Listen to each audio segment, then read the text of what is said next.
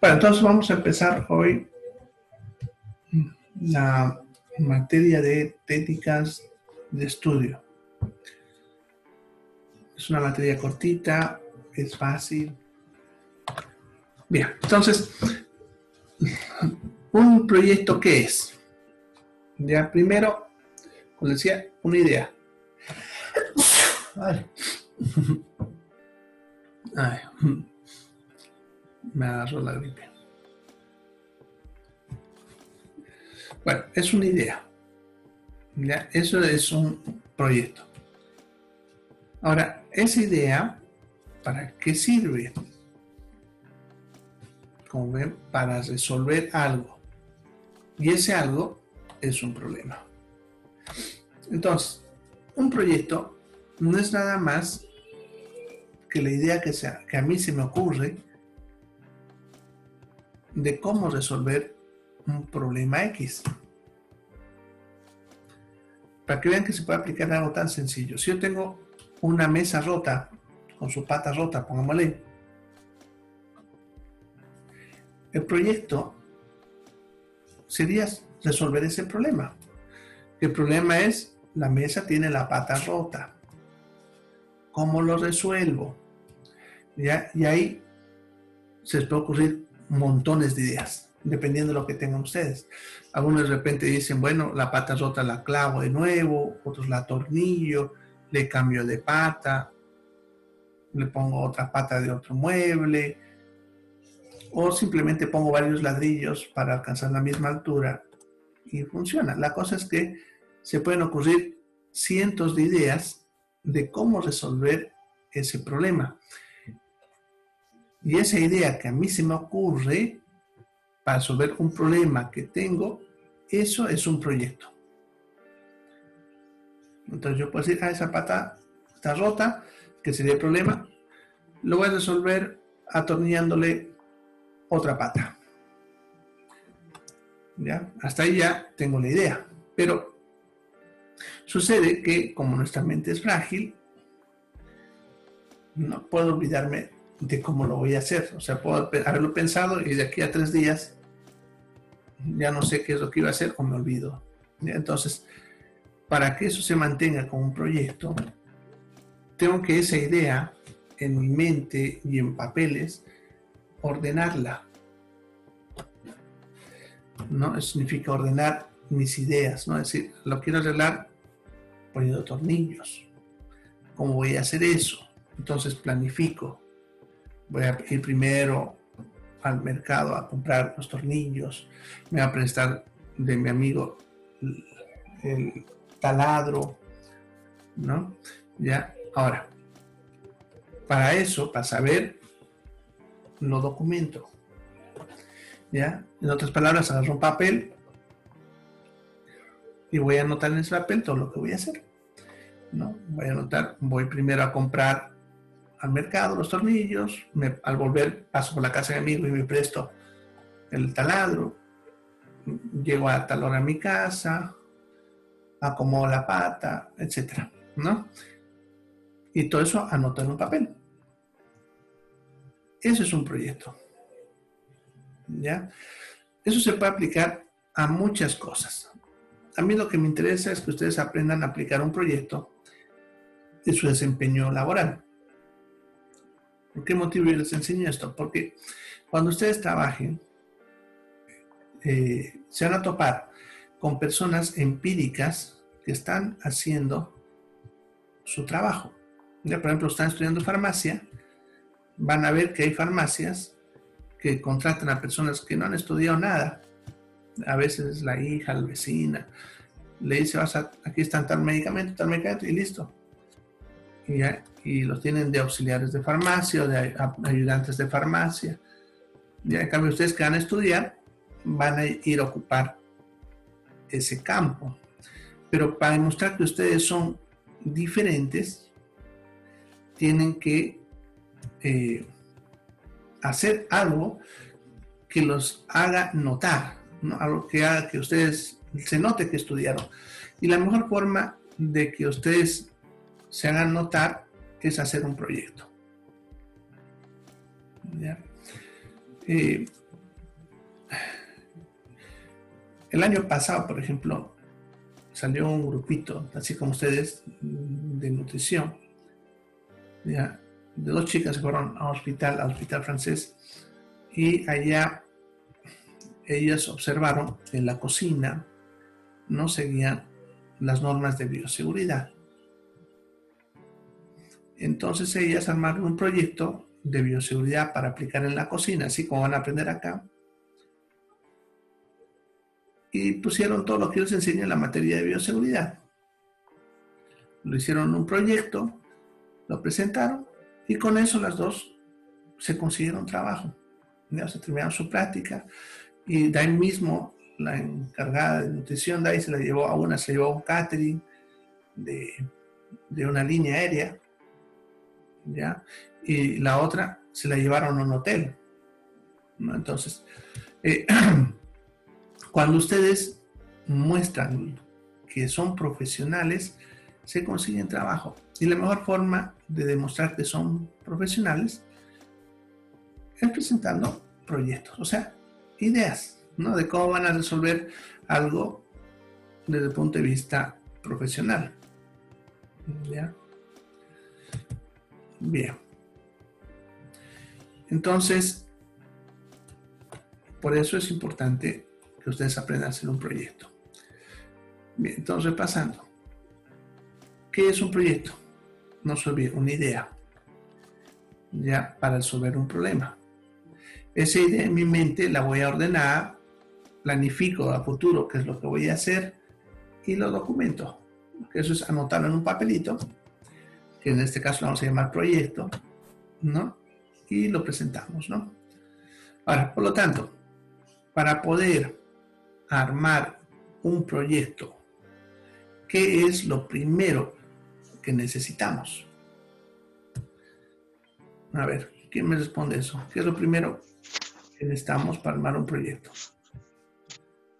Una idea. El problema. Un gallo.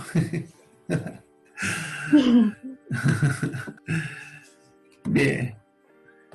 Ya. La idea, sí, está bien, pero antes de la idea necesito algo. Y es plantearse el problema. El problema, eso. Ya, o sea, la idea es el proyecto, pero para poder armar el proyecto, que es la idea, no se olvide, necesito primero es el problema. tener un problema. Cuando yo tengo el problema, recién se me ocurre la idea. ¿Ya? Entonces ustedes llegan a su casa, ven que la chapa está mal y ahí está el problema, ¿no? Entonces van a pensar cómo resolverlo y se les va a ocurrir las ideas. Ya las ideas se nos aparecen cuando tenemos problemas. ¿Ya? Por lo tanto, antes de empezar un proyecto, lo primero que necesito es un problema. ¿Ya? Bien. Entonces, eso yo les aclaro para que se den cuenta los pasos que vamos a seguir. ¿Ya? Porque entre los pasos para hacer un proyecto, primero está pillar un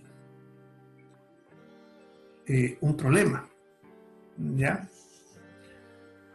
Porque si no tienen un problema, no pueden resolver un proyecto.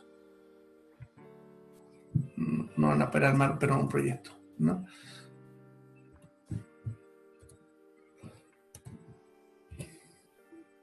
Esperemos a ti. Un proyecto. Bien. Entonces, veremos cómo hacemos el proyecto.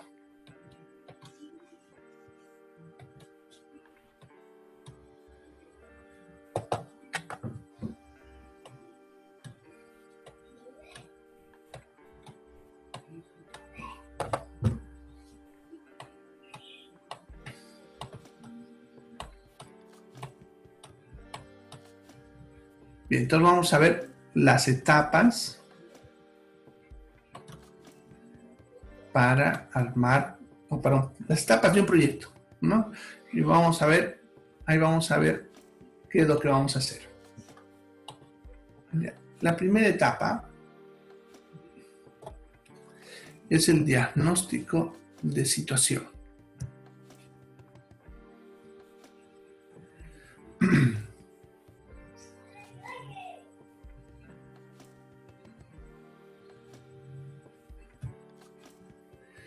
Bien, entonces, ¿qué es el diagnóstico de situación? El diagnóstico de situación es una herramienta. Entonces, lo primero que tienen que ustedes hacer es aprender a usar esta herramienta llamada diagnóstico de situación. Ya, lo que les tiene que quedar bien claro es que esto no es el proyecto. No es el proyecto. ¿Listo? Pero sin esto, ustedes no pueden hacer un proyecto. Por eso dice, es una herramienta, ¿ya? No es el proyecto todavía, porque a veces confunden eso, ¿ya? Y esto creen que es el proyecto. Esto no es el proyecto. Es la herramienta que uso para poder luego armar el proyecto, ¿ya? Entonces, el diagnóstico es como identificar. Es lo mismo que cuando ustedes van al médico. No es lo mismo el diagnóstico que el tratamiento, ¿no ven? Ustedes saben muy bien, son dos cosas diferentes. Pero para poder hacer tratamiento, necesitas tener un diagnóstico. Si no, no funciona, ¿ya? Y es lo mismo acá. Para poder yo armar el proyecto recién, tengo que tener primero el diagnóstico de situación, ¿ya? Entonces, esta herramienta, diagnóstico de situación, me va a servir para identificar los problemas, ¿ya? Ahora, muchas veces, cuando uno está armando un proyecto, o quiere armar, perdón, un proyecto, y busca los problemas, a veces los problemas son tan obvios que saltan a la vista. Y otras veces no se pillan. Ya pónganle que ustedes se trataron en una farmacia y quieren hacer un proyecto, pero de repente, de entrada ya ustedes ven el problema. Ustedes ven que de repente está mal organizado, no están aplicando alguna norma, cosas así. Entonces, de entrada ustedes se dan cuenta que hay problema. Por lo tanto, en teoría es fácil, porque ya tienen el problema. Pero también puede ser que ustedes quieran un proyecto, pero no sepan de qué, porque no pillan problemas. Todo parece que está bien. Ahora, en esas dos circunstancias, igual me sirve el diagnóstico de situación. Ya, en la primera circunstancia, en la que ustedes tienen el problema a la vista, ya saben cuál es, ¿no? ¿Para qué sirve en ese caso? Para poder demostrar que es un problema. Porque el detalle está en que si es un problema, pero no se ha resuelto, es porque las personas no creen que es un problema. Y eso suele pasar a veces, ¿ya? Puede que el personal con que trabajes, tu jefe o la misma empresa, no lo está tomando como un problema porque no lo ve así. Para ellos está todo bien. Entonces necesitas demostrar que eso es un problema y para eso nos va a servir el diagnóstico. Ahora, y en la otra circunstancia en la que no tienes un problema, pues obviamente el diagnóstico te va a ayudar a encontrar el problema. ¿Ya? Bien. Entonces, eso es el diagnóstico de situación. ¿Ya? ¿Qué pasos vamos a seguir?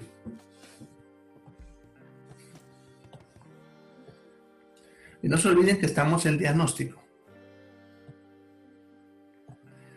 ¿Ya? El diagnóstico tiene las siguientes partes. ¿Ya? La primera es recolección de datos. La segunda es tabulación. Luego viene el análisis.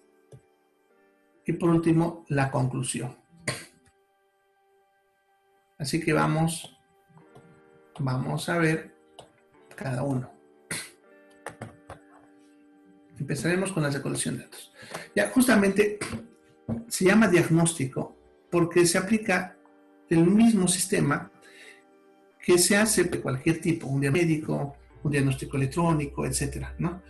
vamos a seguir los mismos pasos, que son pasos que científicamente se han demostrado que sirven para encontrar un problema que se está buscando. ¿Ya? Entonces, la primera etapa, recolección de datos, como dice, vamos a recolectar información, por eso se llama recolección de datos. Todos los datos que yo pueda los voy a recolectar. Y vamos a recolectar dos tipos de datos. Los datos subjetivos y los datos objetivos. ¿Ya? Cada uno de esos son diferentes tipos de documentos. ¿Ya? Bien, pero es necesario que conozcan qué es subjetivo y qué es objetivo. ¿Ya? Una cosa subjetiva es algo que está libre de interpretación y que cada individuo puede interpretarlo de forma diferente a su propia manera de ver. No es algo que se pueda probar, demostrar o replicar. ¿Ya? En cambio, el dato objetivo es lo contrario, es algo que todos interpretarán lo mismo.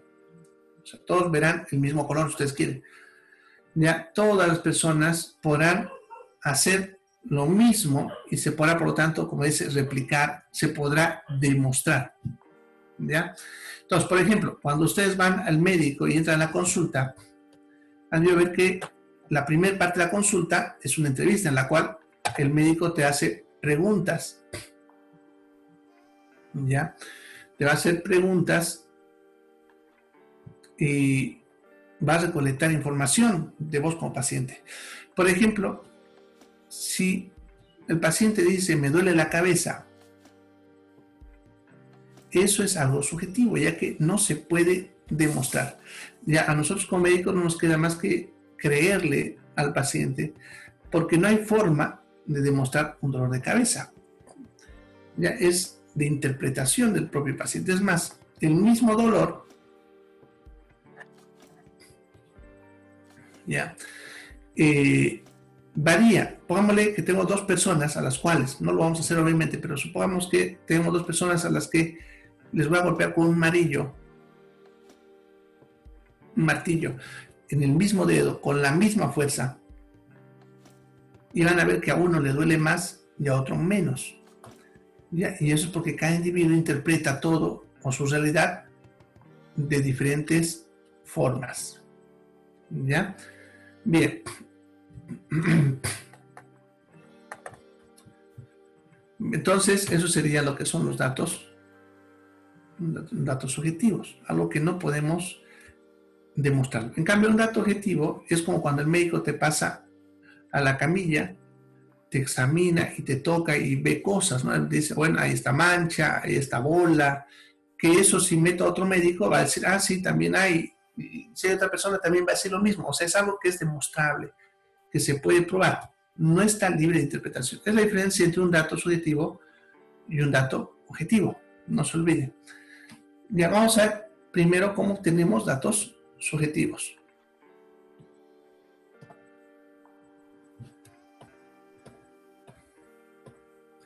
Para obtener datos subjetivos, lo que vamos a hacer es hacer entrevistas. Bien, entonces, ¿qué es lo primero que tienen que hacer, por lo tanto, para armar un proyecto? Entrevistas. También. Aquí yo les he puesto en la pizarra estas estrellitas, van a ver. Esa estrellita significa que es lo que ustedes tienen que hacer. ¿Ya? Entonces, ¿tienen que hacer entrevistas? Sí, porque está ahí marcadito con la estrellita, tienen que hacer. Y en el formato que les he puesto en el trabajo, también van a ver que está. ¿Ya? Bien, entonces, ¿qué es una entrevista?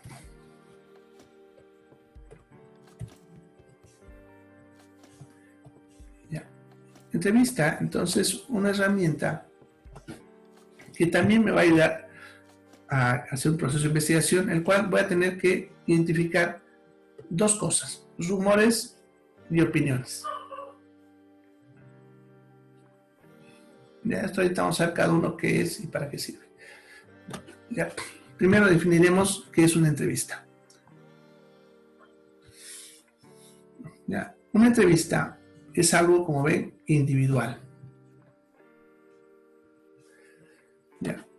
¿Qué significa eso? Que cuando yo hago una entrevista la hago a una persona, no la hago a 20, a 30, a 2, a una persona. Luego otra entrevista a otra persona, ¿no? Entonces las entrevistas son individuales, persona a persona, o si ustedes quieren, personal, personal. ¿Ya? Ahora, por lo tanto, ninguna entrevista es igual a otra. ¿Ya? Es lo primero que hay que entender cuando hablamos de entrevistas. Las entrevistas siempre son diferentes. Las entrevistas deben tener preguntas abiertas. ¿Ya? ¿Qué significa eso?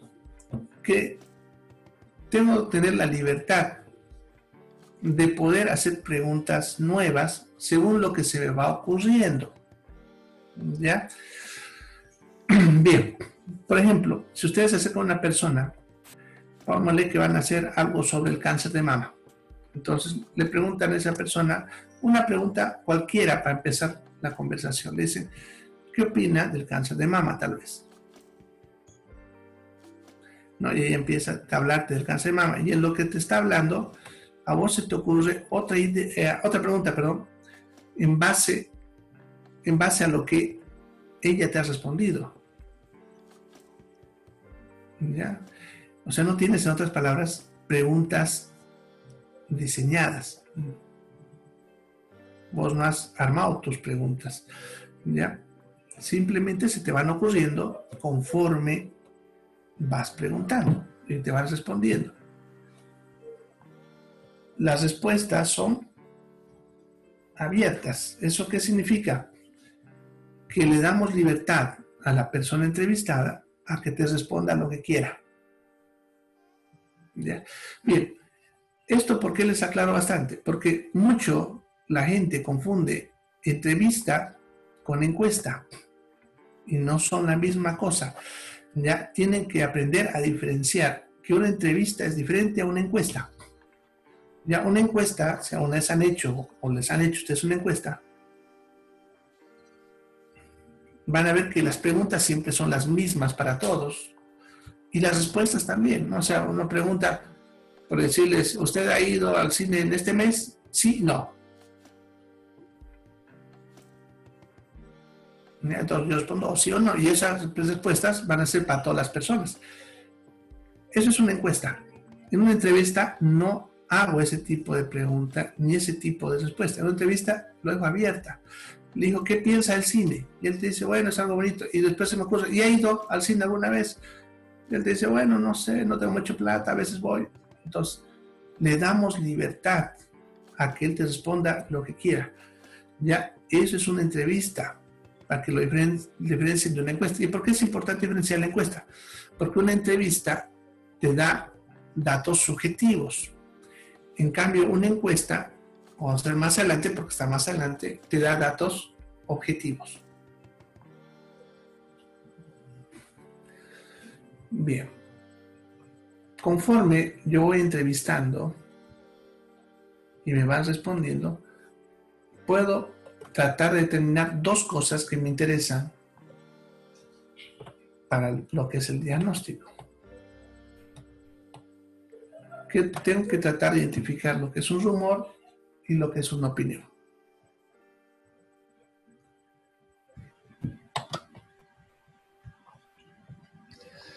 Bien, entonces vamos a ver qué es un rumor primero.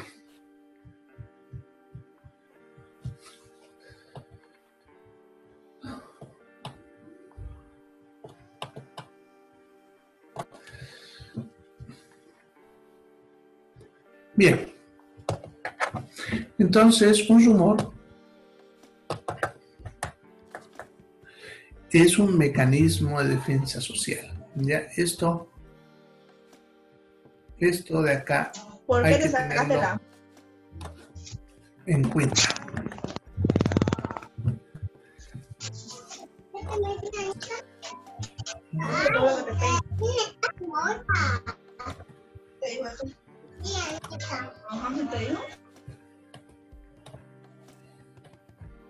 Bien, entonces Un rumor, por si acaso, no es un chisme, como muchos creen. Chisme es algo diferente. Un chisme es una información malintencionada, modificada a propósito para causar daño a alguien. Los rumores no tienen como objetivo causar daño. Son mecanismos de defensa social. Cuando un grupo de personas se ve que está siendo agredida de alguna manera, entonces ellos empiezan a hablar entre ellos y generan rumores como mecanismo de defensa. ¿Ya? Pongámosle que el jefe llega a la empresa aburrido, decaído, se le ve que está tratando a los trabajadores de repente. Entonces entre ellos van a empezar a hablar y van a decir, seguro va a despedir a alguien o nos van a bajar el sueldo. Y entonces la gente, como a veces no tiene una representación directa para poder decir, ese es el problema, entonces entre ellos van a hablar y van a generar un rumor. ¿Ya? Y ese rumor es una forma como ellos, como grupo social, se defienden de lo que pudiese estar agrediéndoles. ¿Por qué son importantes buscar los rumores? Porque los rumores generalmente te van a guiar hacia los problemas. Es como cuando una persona te dice, me duele por acá. ¿Ya? Tal vez no te da con precisión dónde, pero te dice más o menos dónde. Lo mismo son rumores. Te van a guiar hacia donde pudiese estar el problema. ¿Ya? De repente, entonces, si nuestras entrevistas, vamos a leer que en la farmacia yo levanto unas entrevistas y le entrevisto a los pacientes que van viniendo y a uno le pregunto diferentes cosas y ellos de repente te dicen entre sus rumores, como por decirte, la gente del barrio piensa que esta farmacia es muy cara. Te van a decir, los vecinos están hablando que es muy sucia, ¿no? Entonces, cosas así, ¿ya? Pero lo clave para saber que es un rumor es que no hay autor. Ya, nunca te van a decir, yo lo dije, o yo pienso, o te van a decir, el señor de la esquina dice, o sea, no hay autor. Ellos dicen en montón, como un grupo social. Un rumor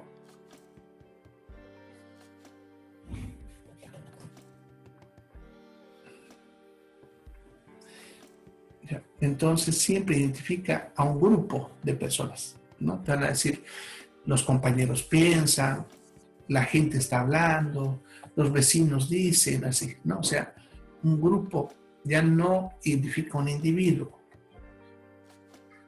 Sin embargo, todas las versiones dicen lo mismo. ¿Ya? Bien. ¿Alguna pregunta? Lisbeth, levantaste la mano. ¿Fue un error? Bueno. Entonces, eso sería lo que es un rumor. Por lo tanto, cuando yo hago las entrevistas, tengo que tratar de identificar esos rumores. Cuando ustedes le preguntan a la gente, tienen que tratar de pronunciar eso, ¿no? De repente ustedes están averiguando, llegaron a un barrio, vamos a ver, y van a trabajar en una farmacia o en una posta y no saben qué problema y van a preguntar a los vecinos y de repente en la entrevista te dicen los vecinos, un vecino, vamos a ver, te dice, he escuchado que hay muchos niños con diarrea. ¿Ya? De repente otro vecino te va a decir, se está comentando que hay varios niños que están con diarrea, ¿no? Entonces te lo van a decir de diferentes formas, pero te están diciendo todos lo mismo. Es un rumor. En ese barrio está aumentando las diarreas. Y eso, de repente, es el problema. ¿Ya? Por eso son importantes los rumores, porque los rumores te guían hacia las ideas.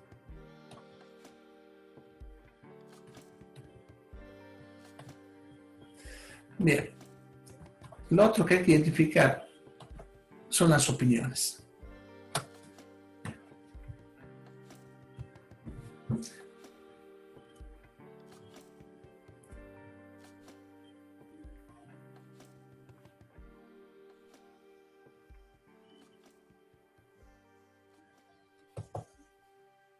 Bien, entonces, cuando hablamos de las opiniones, estamos hablando ya de un mecanismo de defensa individual, ya no es social.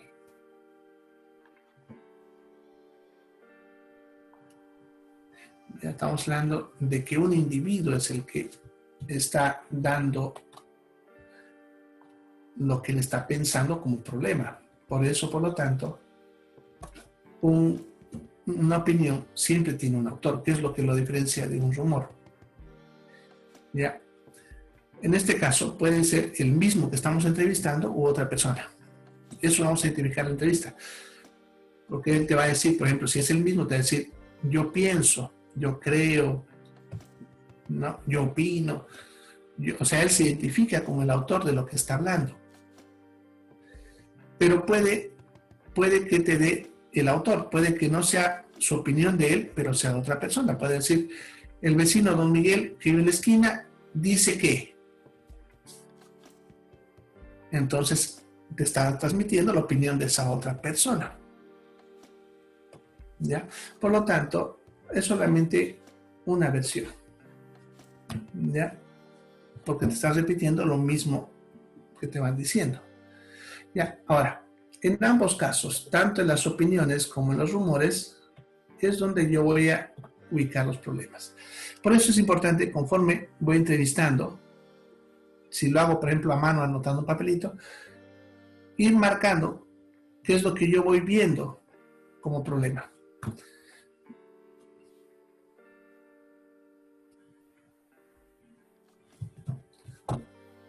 Ya cuando uno tiene costumbre, no necesita. Yo, por ejemplo, ya no lo anoto, ya en mi mente ya me lo voy grabando, ya.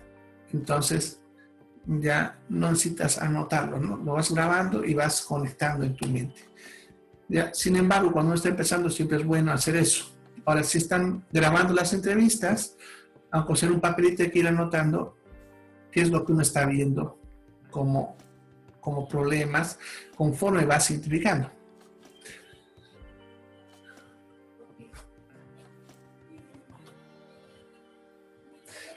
¿Ya?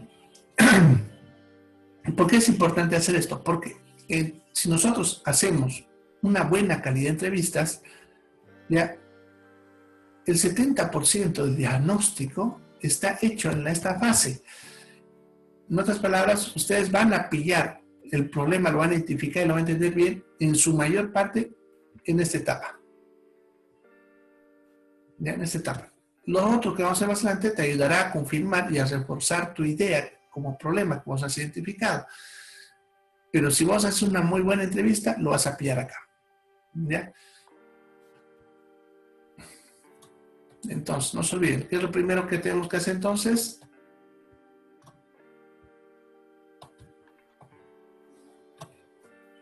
Entrevistas. ¿Ya? Ahora, ¿a cuántas? Eso ya depende de ustedes, ¿no? Para seleccionar cuántas personas yo voy a entrevistar, eso, cuanto más una entrevista, mejor información nos recolecta, ¿no? Sin embargo, nosotros podemos determinar lo que en ciencia se llama universo y muestra.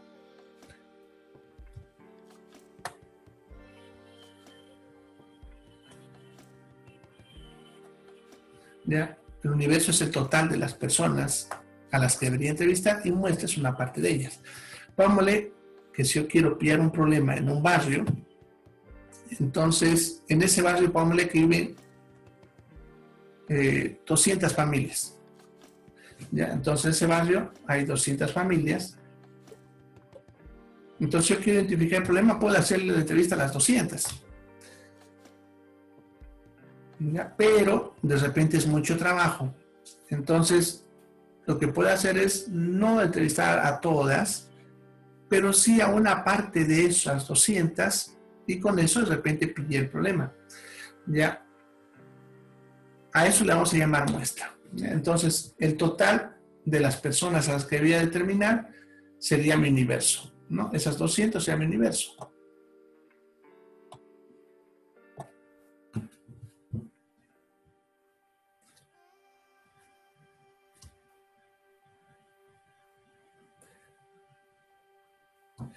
Ahora, yo puedo determinar más o menos un 20% de este valor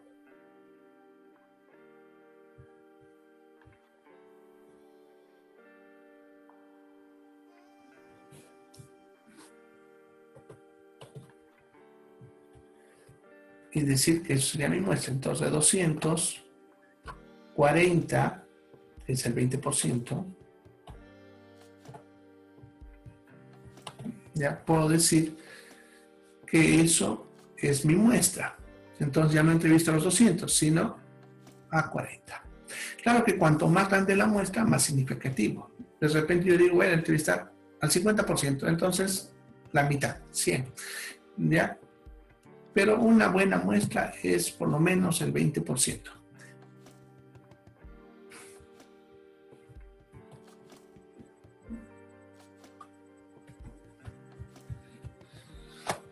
Bueno, continuamos. Entonces, los datos objetivos, como les decía hace rato, son datos que sí se pueden probar, que se pueden demostrar.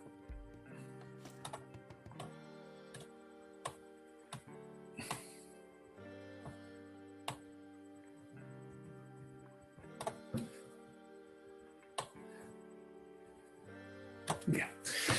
Hay diferentes tipos de datos objetivos. Vamos a ver los que nos interesan.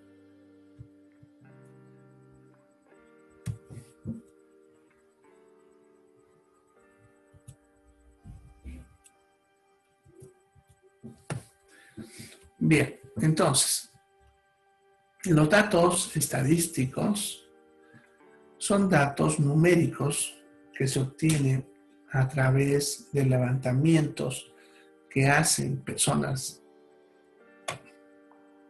o instituciones para tratar de mostrar la realidad.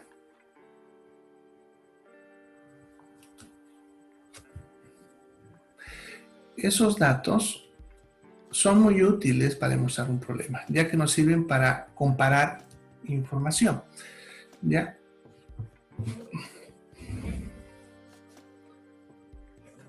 ¿Ya? Por ejemplo, vamos a usar como ejemplo que yo en un barrio quiero identificar un problema y entrevisté a las personas y ellas me dijeron que aumentaron las diarreas en el barrio. Y la mayoría de las personas a las que entrevisté me dijeron que tenían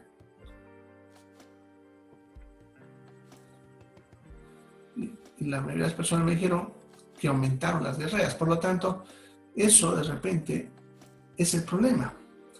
Ahora, necesito yo buscar datos que corroboren esa información.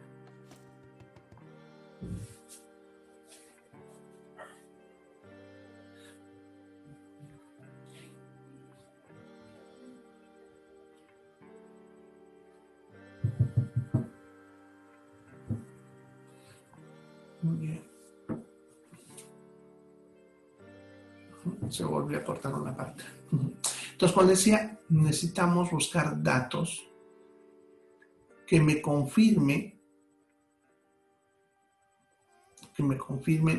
esa información subjetiva.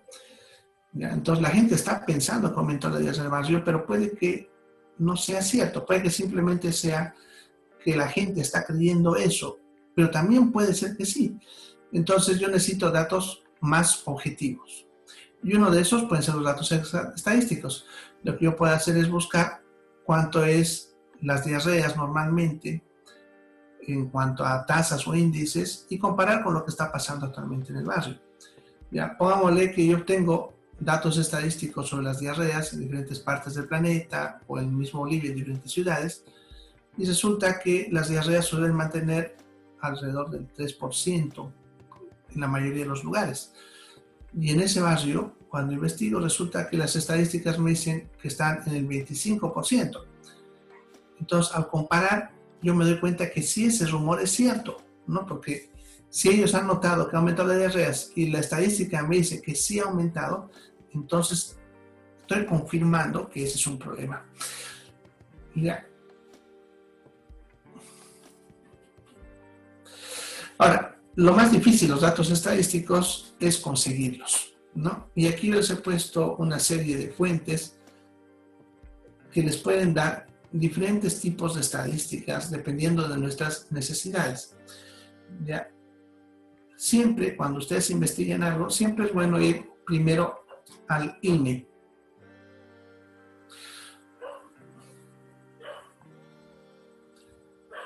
El INE es el Instituto Nacional de Estadística y ahí uno tiene buenos datos poblacionales. Te van a decir cuántas personas hay en un barrio, por ejemplo, ya niños, adultos, tercera edad, hombres, mujeres, y eso nos sirve siempre para comparar los datos. Te dicen nivel cultural, nivel educativo, tipo de vivienda, etc.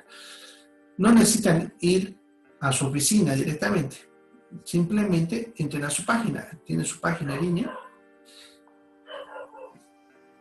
¿Ya? Y en su página ustedes pueden encontrar todos esos datos. Escogen el que lo necesitan, lo descargan y ya lo tienen ustedes documentado.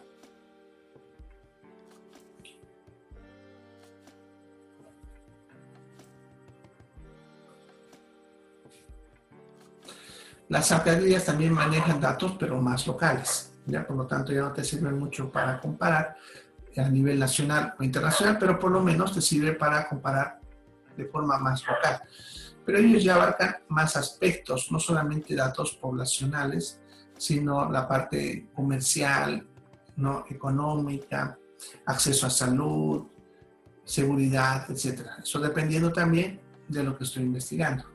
Las gobernaciones también suelen tener esa información, pero ya a más nivel de departamento. Los colegios manejan estadísticas, pero eso depende mucho del director, ¿no? Hay directores que no dan mucha importancia, otros sí. En cuanto a las iglesias, en los pueblos pequeños son muy útiles, ya que en los pueblos pequeños a veces ni siquiera la alcaldía tiene información sobre cuántas personas hay en el pueblo, pero la iglesia sí lo tiene.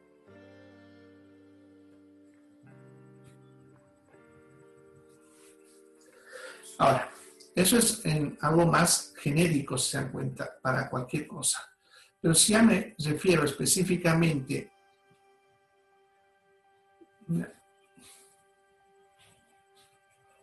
a lo que es el área de la salud, entonces me voy a estas que están viendo ahí. Ya. La primera, la OMS. Siempre les recomiendo que entren a su página, ¿no? Porque tiene muy buena información estadística sobre diferentes aspectos de la salud. Lo único malo del OMS es que su estadística está un poco atrasada. Eso obviamente porque ellos recolectan de todo el planeta, entonces ellos van juntando esa información y generalmente tienen con un año de atraso. Por lo tanto, si ahorita entran, por ejemplo, van a encontrar la información del año pasado, no la actual. Pero sirve porque tampoco estamos tan atrás, ¿no? La OPS, lo mismo. También información, pero la OPS es ya no tan mundial, es simplemente lo que es la parte de las Américas, ya un poco más específico a Latinoamérica. UNICEF, más para lo que son los niños. Ya, ahí uno puede obtener buenos datos a nivel internacional. Nos van a servir, como les decía, de forma comparativa.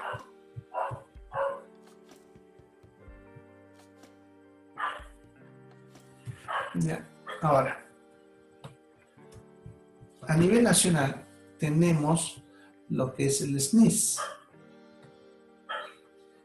Es el Sistema Nacional Integrado de Estadística en Salud. Ya, es un sistema a nivel de lo que es el Ministerio de Salud que recolecta información sobre salud en Bolivia, ya, y es muy actual, ya que ellos obligan a todas las instituciones de salud a que le presenten semanalmente un formulario llenando la información que les solicita y mensualmente otro. Por lo tanto, la información que ellos tienen es una información muy actualizada.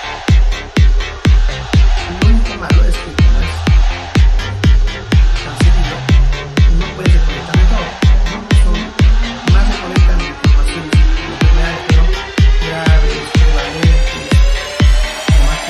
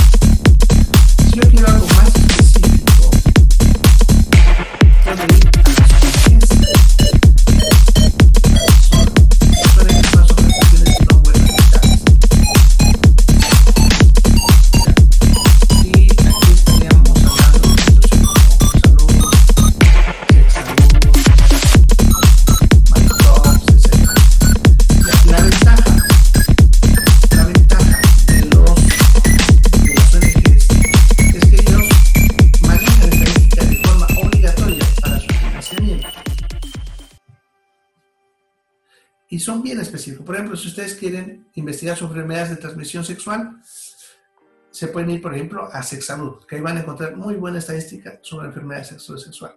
Si quieren saber sobre lo que es, por ejemplo, embarazo en mujeres adolescentes, abortos, se pueden ir a María Stopes, por ejemplo, que es la que maneja eso, ¿no?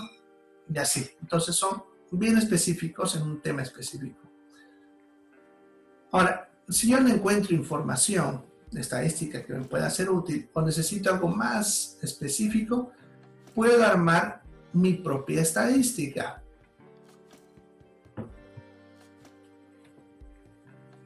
Y aquí donde dice propia, se refiere ahí a las encuestas.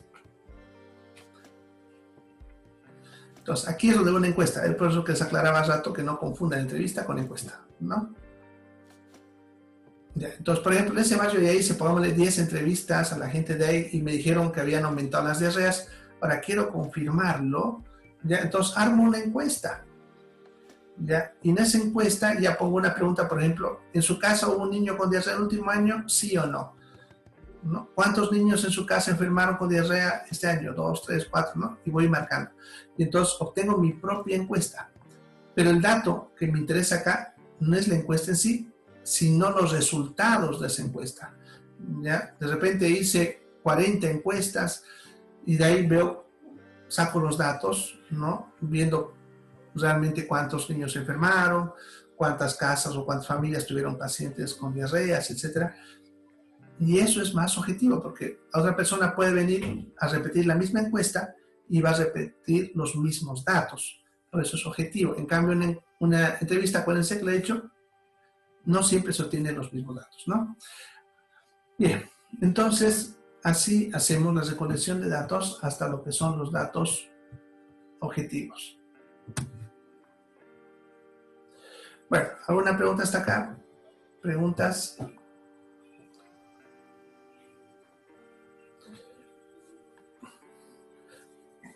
Recién el internet se está arreglando.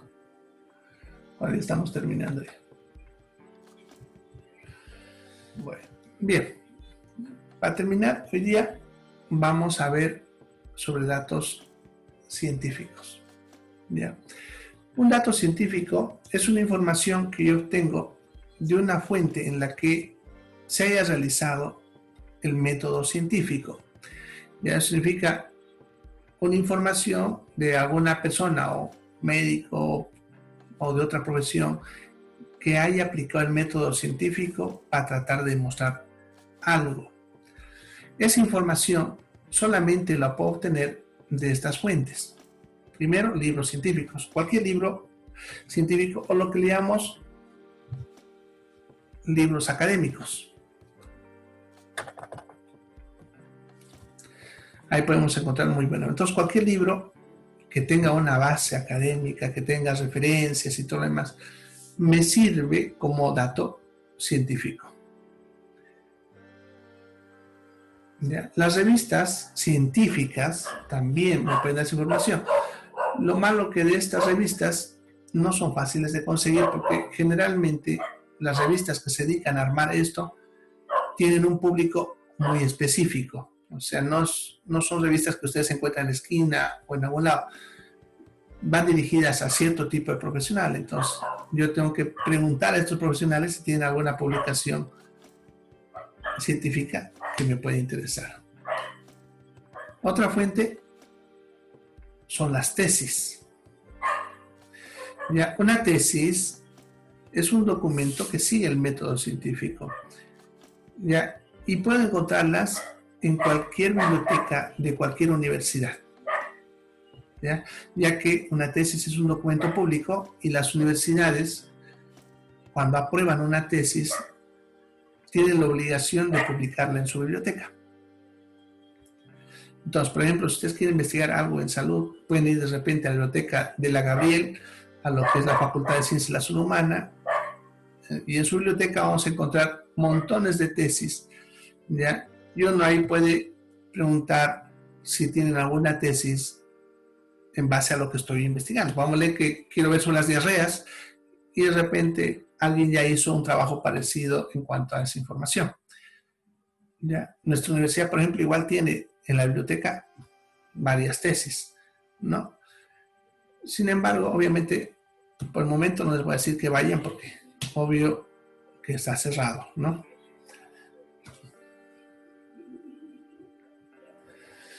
Bien, luego lo que es el Internet.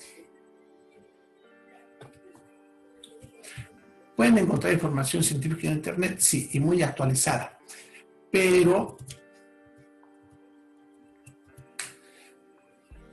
el problema es que ustedes saben que en Internet las personas pueden publicar cualquier cosa, ¿no? Últimamente el Internet se está llenando de un montón de información que no tiene validez científica. Entonces, es importante que uno sepa analizar bien la información que hay en Internet y buscar fuentes válidas. Para eso, se les aconseja que busquen páginas que ya gozan de cierta confianza, ¿no? Por ejemplo, si ustedes entran al Google, ustedes pongan Google Académico, que es un buscador del mismo Google. A ver, les voy a mostrar cómo se hace. ¿Tengo tiempo? Tengo todavía. Ya. Ahí está el buscador. Está el Google.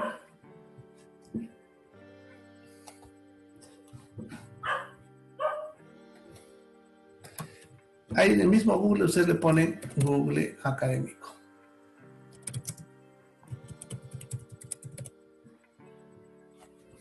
No le sale porque está tapando. Ya.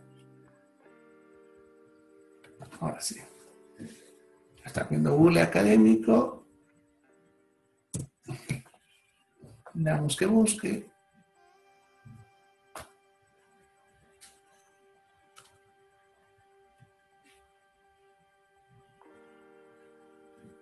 Entonces, me va a aparecer con varias.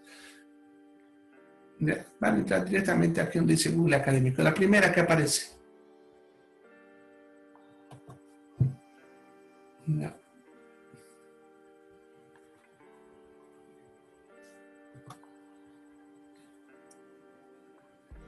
Y les va a abrir este otro buscador.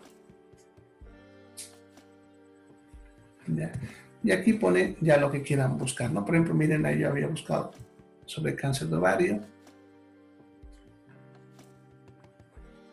¿Ya? Y le va a aparecer un montón de datos. Ya, ahí está. Ahora, la ventaja de este es que todo lo que se publica acá tiene validez científica. Google no permite que se publique acá información basura. ¿Ya? Entonces, es la ventaja. A ustedes, cualquiera de esa información que ustedes van a pillar aquí, tiene autores, personas reconocidas, documentos ya que ustedes pueden servir. ¿Ya? Entonces, dependiendo del tema, uno busca y puede encontrar un montón de información. No, miren.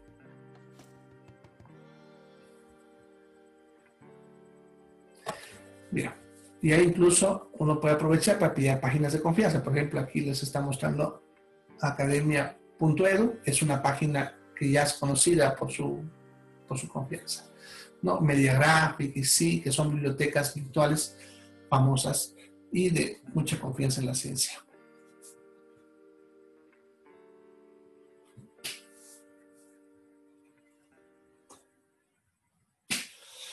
Bueno, por hoy quedemos entonces.